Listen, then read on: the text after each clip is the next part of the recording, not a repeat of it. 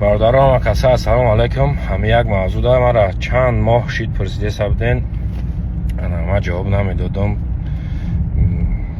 من نمیدونم شما را چی بها میدادین اکا در موضوع رالیک. میگفتن که اکاش بودید و درد بود چی بود، نه یه بار گپ نمیزنی، یه بار نمیپرسیش، خبرش نمیگیری. مثلا من همین چیزا را جواب نمیدادم، خب میکردم برای نمی روزا که مقصد ایختش پرسین. سلام علیکم برادرو. خوبیم برادران، خوبه. مثلا خطایی کردیم، جزام را گرفتیم با قانونی با برآمدیم. همه مردم تاجیکستان همه مقاماتو بخشش میپرسم. ما مزم نبود، شلوکی خوبم و دلشی هم اسپرید میکنم، اسلام میکنم خطایی ما همه تا دوست میدارم.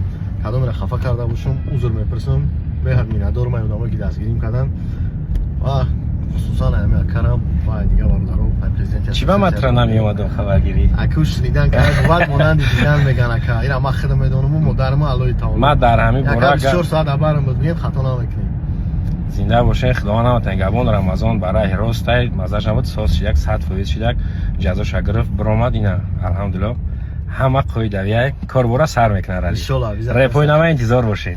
زنده باشین برادران و کسا سلام علیکم. روم سرخ دوان مشکل هم توسم گردن رنگ نمیچ خیلی که از ما خرسندیم رالیک برآمد. سلامت باشین و در پوبلیکاسیون هم ویدیو پارتوفون بدرین تماشاش کنین درباره رالیک رمضان. لایک افراموش نکنید. مبارک شود.